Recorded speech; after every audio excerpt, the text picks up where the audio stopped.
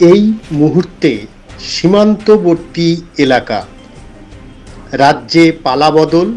পশ্চিমবঙ্গে সরকার পরিবর্তনের পর বাংলাদেশে ফেরার জন্য উত্তর ২৪ পরগনার বসিরহাট মহকুমার বিথারি হাকিমপুর চেকপোস্টে ভিড়। সীমান্তে চোখ রাখলে যে ছবিটা নজরে আসছে তা জানতে নজর রাখুন প্রতিবেদনটিতে। অভিযোগ অনুপ্রবেশকারী। সূত্রের খবর, ভারত বাংলাদেশ সীমান্তবর্তী এলাকা দিয়ে বিভিন্ন সময় উত্তর ২৪ পরগনার বিভিন্ন সীমান্ত থেকে দালাল মারফত অর্থের বিনিময়ে এদেশে প্রবেশ করানো হয়।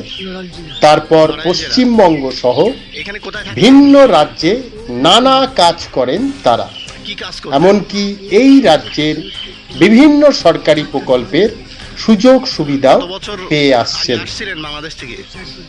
অনেক ক্ষেত্রে বাংলাদেশিরা অকপটে তা স্বীকারও করছেন। বিএসএফ সূত্রের খবর, ইতিমধ্যে তথ্য জানার চেষ্টা হচ্ছে। সঠিক পরিচয়পত্র যাচাই করার কাজ চলছে। ফিঙ্গারপ্রিন্ট থেকে বায়োমেট্রিক সবটাই হচ্ছে বিএসএফ এর তত্ত্বাবধানে। সঠিক তথ্য যতক্ষণ পর্যন্ত না পাওয়া যাবে তাদেরকে দেশে ফেরানো হবে না বলে বিএসএফ আধিকারিকরা জানিয়েছেন। হোল্ডিং সেন্টারে থাকা শিশু, মহিলা ও পুরুষদের সব রকম স্বাস্থ্য পরিষেবা, খাওয়া দাওয়া সহ নিরাপত্তার ব্যাপারটাও স্বরাষ্ট্র মন্ত্রকের নির্দেশে দেখা হচ্ছে। এ বিষয়ে জানা যায়, দেশে ফেরার আগে যাতে কোনো অসুবিধা না হয় তার সব রকম প্রশাসনিক ব্যবস্থা চূড়ান্ত করা হচ্ছে।